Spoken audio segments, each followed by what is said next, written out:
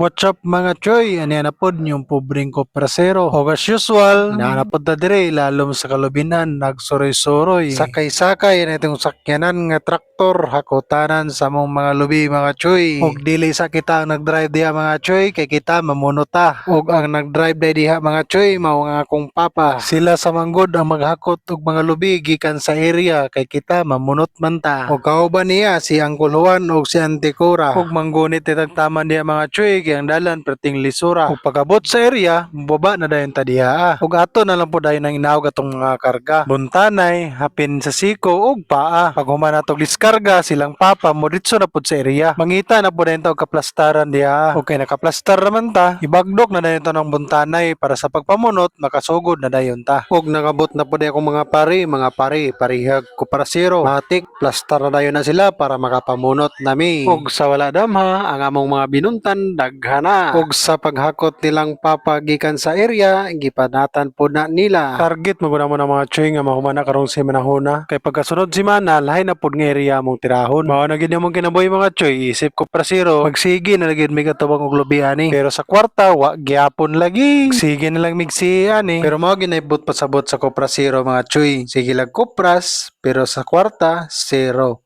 Kopra zero. Kunya, kabalo na mo. Kay hapit naman alas 11, manguli na po dayon mi mga choy. Para makapahuway ug makapaniud to nami. Ug manghit sa po dita karon mga choy no kay gubatong motor. Shout out din akong gisakyan si John Pio. Walop kay magpadagan maskin lisod og dalan. Baliwala lang sa iya ang mga kalapukan. Ug sa iyang dinrayban na ako'y nahinumduman. Kababata na ko sa una ug kauban pa nako sa kuprasan si Dubik. Shout out Agustin Humangit. Awar ko nang dinrayban na nao ang mga kanal iyarang pambakan. Action pa yung kabalaka diya kay nagpasutoy-sutoy rag padagan. Crossing wala giminuran kay iya daytong bangkingan. Wa gyud tay daganan ani. Iya ra gyud ang gikalingawan. Iya gyud ang gikatawan. Pero pasalamat ya punta diya kay wala ta nakagbakta sa dalan. Pagkahapon mga choy, naghakot na pud may og binuak nga lubi. Ang among binuntan na ng buntag pagkahapon amo nang gibuak mga choy. Unya kani among gikarga nga binuak amo la pud ning ditsog karga sa landahan. Unya sa akong pagpadagan ako lang ang ginahinayan kay bag-o ra biya mi naguban. Fast forward lang dayon ta diya mga choy, ato lang dayon ang pabton sa landahan para sa pagkarga amo na dayon ang masugdan. Plaster pa din ako na diya nga dili mi mainitan kay para ang mga manglok duhay dili mapungahan. Ug kami pud nga tigsulod dili pud mainitan. Unya pag humana mo og diskarga, balik na pud dayon mi sa area para sa second trip kami makakarga. Pag kay katulong nga trip ako na lang dayon isa ang nibalik sa area. Fast forward na pud ta mga choy. Og last trip na tani nga area.